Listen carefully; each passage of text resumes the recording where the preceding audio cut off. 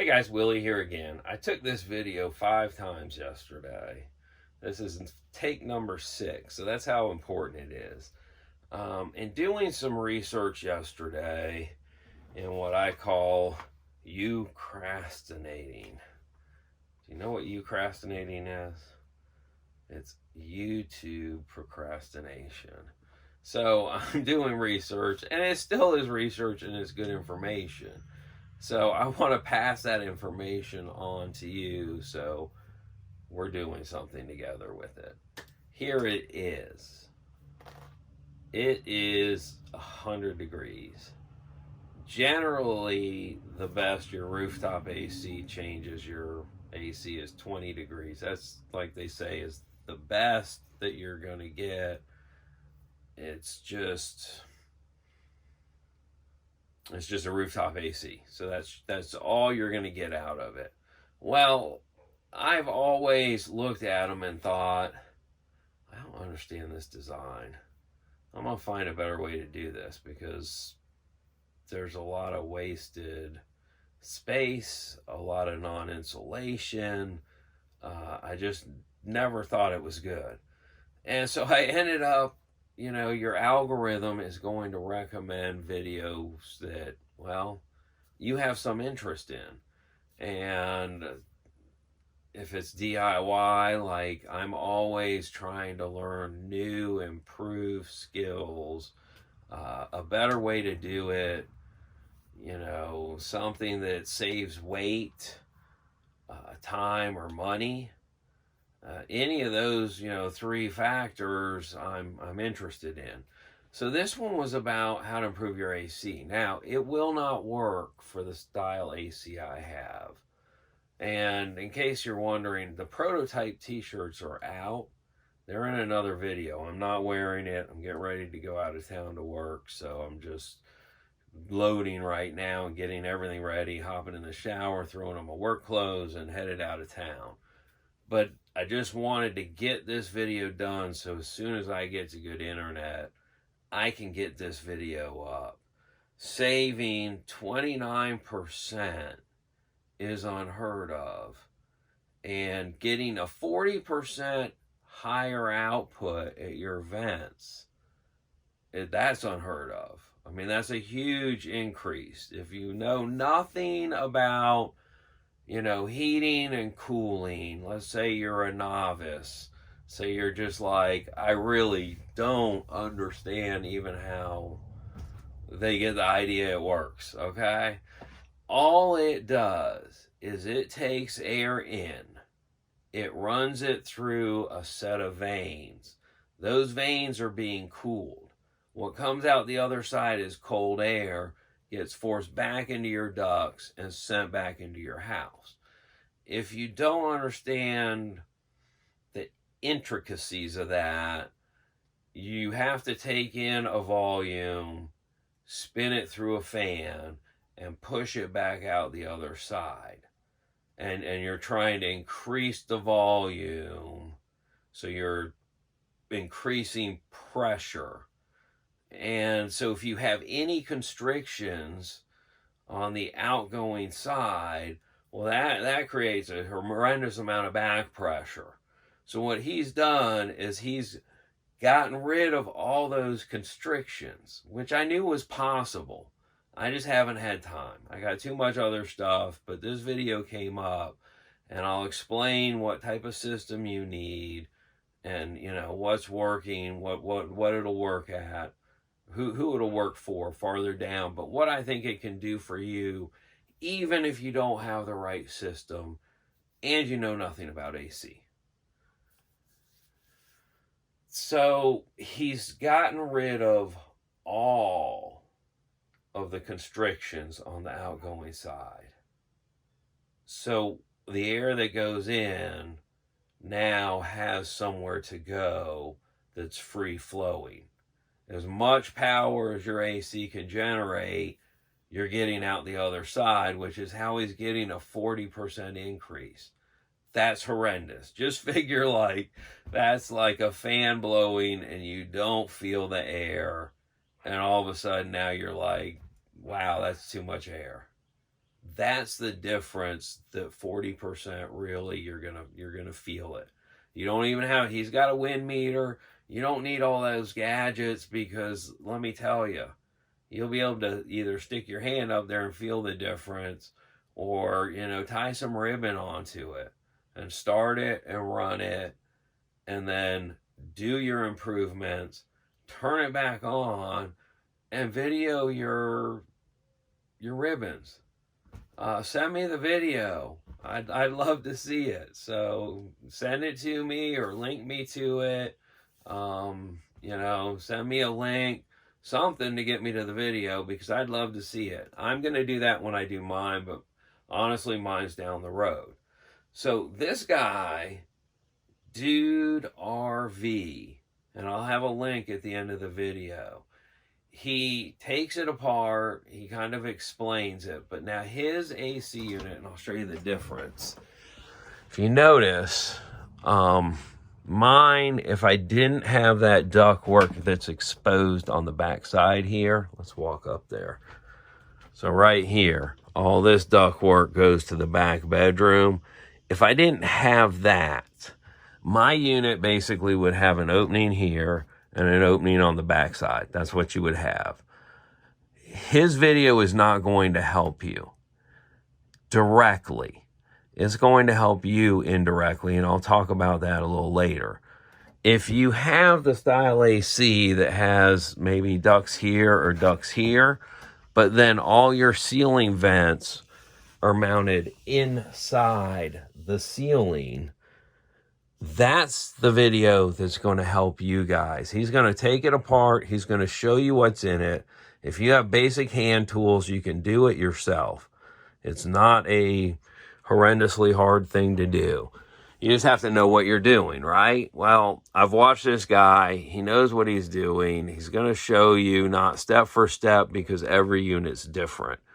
But all the units basically are going to mount with, you take out your, let me hop up. So you're just going to pop out your filters, and then there's going to be some little screws. This one has 4. Sometimes they have all of them, which is 8. You're going to take those out, and then there'll be an inner cover, and you're going to take that off. And that gets you to the bottom inside of the AC. And he's going to explain the ductwork in there. You should be able to look at yours and kind of figure it out, but you're going to have like a big cutout in the front, and that's air that's getting sucked in, but it doesn't even match up with these vents. And I'm going to look at a way to change this filter plate so that I can use the full area to take in fresh air. But we're going to have to figure something out for me. But if you have the ducts that are built in, the newer style ducts, let me tell you, that's the video for you, because 40%, you're going to see a huge difference. He gives an update at the end, and that's where I got the numbers from. So that's Dude RV, D-U-D-E, R-V. And, you know, if you're right now, you are sweltering in your RV. If you haven't cleaned your AC properly, which means from the top side, the outside, you got to take the plastic cover off. There's an inner plate in the front. It's going to have screws all the way around it. You take that off, cut the tape. You'll have to have more special tape. It requires special tape. Don't let anyone tell you different. Any AC work requires special foil tape. So make sure that you get the right products to start with, or your job won't come out right. That's my number 1 tip. Always get the right products all the time, unless, you know, you're doing it for someone else and they ask you to use something else because it's a lot cheaper. But that's really not on you. If they want something specific due to price or due to that's what they want, then that's up to them. But always, when it's for yourself, start with the right product. So once you get that cover off, then you'll see where you need to clean. And you do need coil cleaner and a hose. So, it may be something that when you get into it, if you have the money at that time, I would pull the AC unit off. I'd check the roof. That's the other thing. When you pull the AC unit, you're opening what Willie calls a can of worms.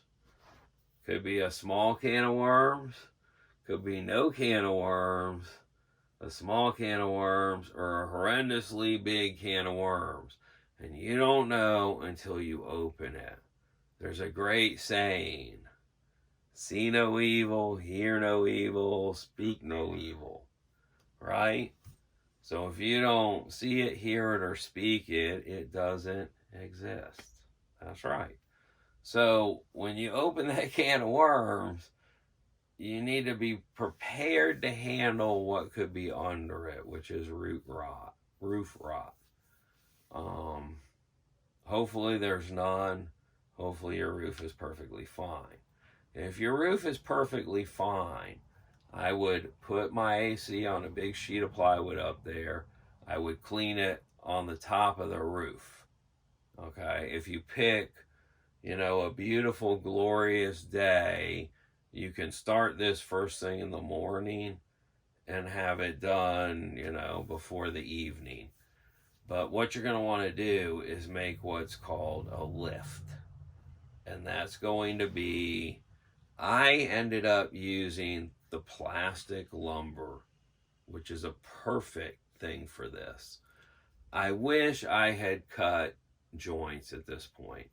I've had no problems with it, but I wish I had cut some sort of a joint where it interlocked, because I think I'd have got more sealing surface. Now, there's not been any leaks. It's just, hindsight. If I had had some cut corners, I think I might have felt a little better. Everything went in perfect. You're going to use 5200 to install it if you want to never remove it, which is what I would recommend. If your roof fails, whatever you attached it to is useless.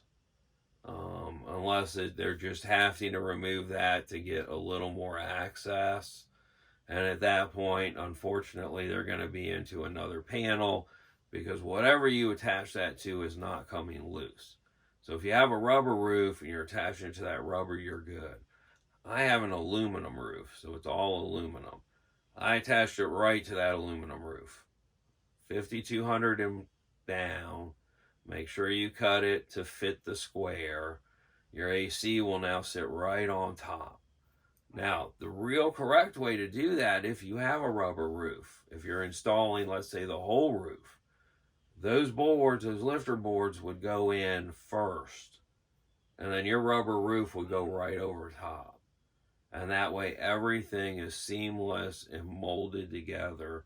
But what that does is that then creates a roof barrier, and your AC is sitting up about that far, which means you're not trapping leaves and debris along your AC. So that's an upgrade that I would recommend. And you're going to be like, where's the videos, Willie? Well, I'm trying to get this stuff out. I've got stacks of videos, but if you're doing it right now, you're having AC problems right now, these are the tips and tricks that you want to put in your mind right now when the summer heat's hitting. So if you do have to do something major, you can do it right. You can call an AC guy that does, RV ACs, and you say, I need a new AC and I want to lift on my roof, AC lift, and he doesn't know what you're talking about, call the next guy. Just move on. And if you don't know what it is, and you can't find it on YouTube by putting in, RV raised AC platform, RV AC lift, anything like that, you text me, email me, PM me, I will find you a link. I've got them somewhere. I don't know. I find it easy to search. I don't have a lot of time for it, so maybe, you'll send me $20 when I send you the information and it works out for you. But so I'll look it up for you no matter what. But that's really, if you're having AC problems, redoing your ductwork and cleaning your AC are your first two steps. And if you decide to clean your AC right, you might as well just do the lift. Just go by the board at Lowe's, cut it. I did mine squared off, and then I did, my front and backs are solid, and then my sides do my fill. And that way when I'm going down the road, it's not trying to drive rain into, a connection. And I think that's where I kind of would have felt better had I done, a jigsaw puzzle type of connection there at the edge. But I don't know. It's fine. It's perfectly fine. It works great. The roof is clean. We'll lower it down. You'll see I lifted all the solar panels so you can wash everything out. It's not tracking a lot of debris underneath the panels or under the AC unit. I don't think I lifted the vents yet, because I resealed the whole roof, rubberized over the whole roof, rubberized the awning, and